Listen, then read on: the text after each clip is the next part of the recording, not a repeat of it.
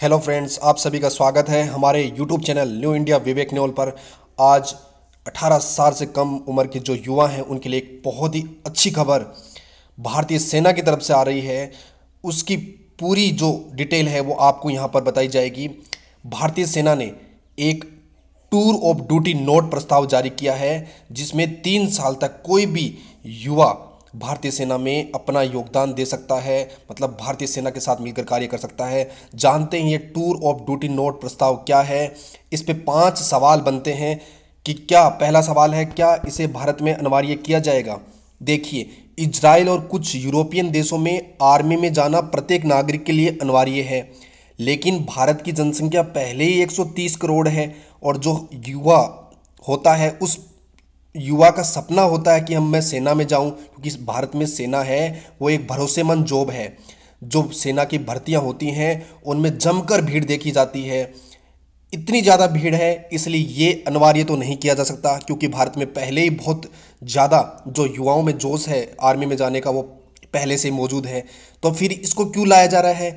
ये केवल तात्कालिक ज़रूरतें, जैसे किसी समय बहुत ज़्यादा अधिक ज़रूरत पड़ गई तो तात्कालिक ज़रूरतें पूरी करने के लिए इसे लाया जा रहा है। क्या ये प्रादेशिक सेना के समान होगा?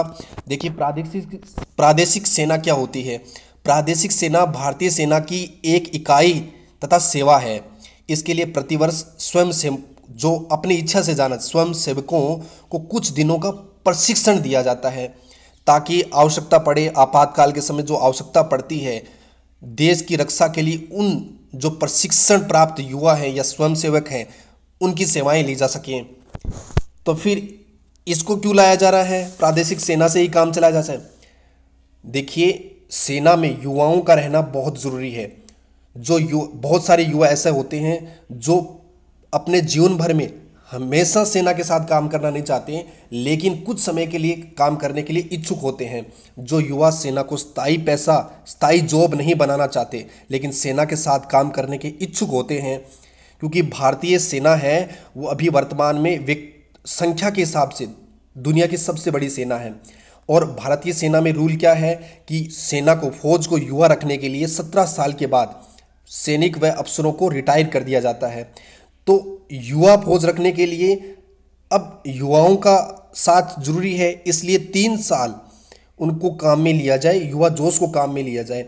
इसको सरकार क्यों ला रही है? क्योंकि सरकार को जब 17 साल के बाद किसी अफसर या फिर सैनिक को रिटायर किया जाता है तो भारी मात्रा में पेंशन देनी पड़ती है।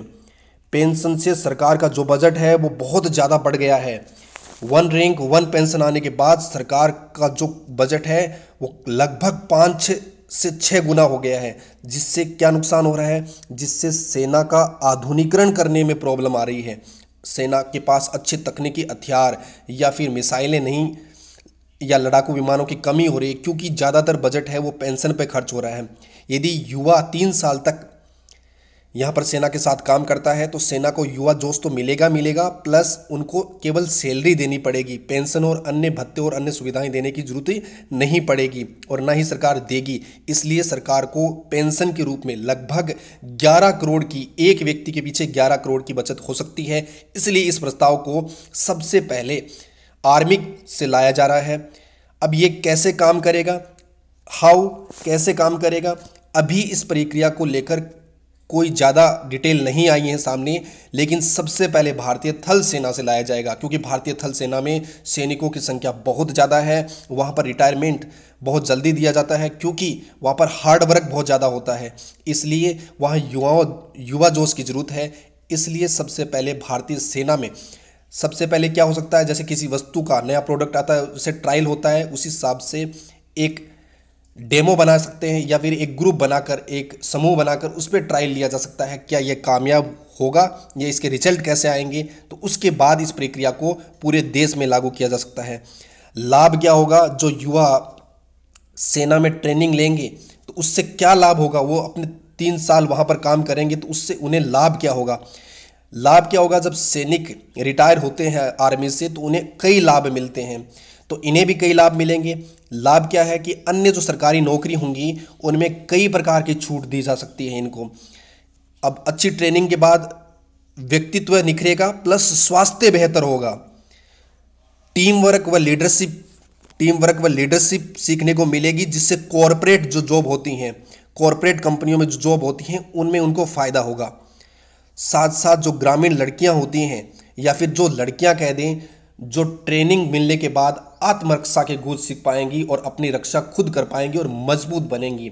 इसका फ़ायदा भारतीय आर्मी के साथ साथ युवाओं को भी होगा, क्योंकि बहुत सारे युवाओं का भारत में सपना होता है कि वो भारतीय सेना के साथ काम करें, लेकिन भारत में जनसंख्या इतनी ज़्यादा है कि प्रत्येक युवा का सपना पूरा नहीं हो पाता। इसलिए भारतीय आर्मी ने ये विचार बनाया है कि अब प्रत्येक युवा का सपना भी पूरा होगा और भारतीय युवा जब आर्मी में काम करेंगे तो युवा जोश भी मिलेगा आर्मी को, जिससे और ज़्यादा सख्त होगी और बेहतर निखर कर आएगी भारतीय आर्मी।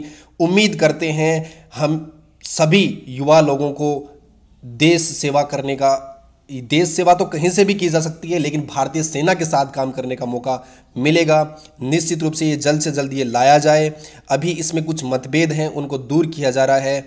मैं उम्मीद करता हूँ कि भारत में ये अनिवार्य रूप से तो नहीं, लेकिन इसको लागू किया जाए, जिससे बहुत सारे युवाओं की उम्मीदें सेना के साथ काम करने की जुड़ी होती हैं, उनको बल मिले। जय हिंद, जय भारत, धन्यवाद।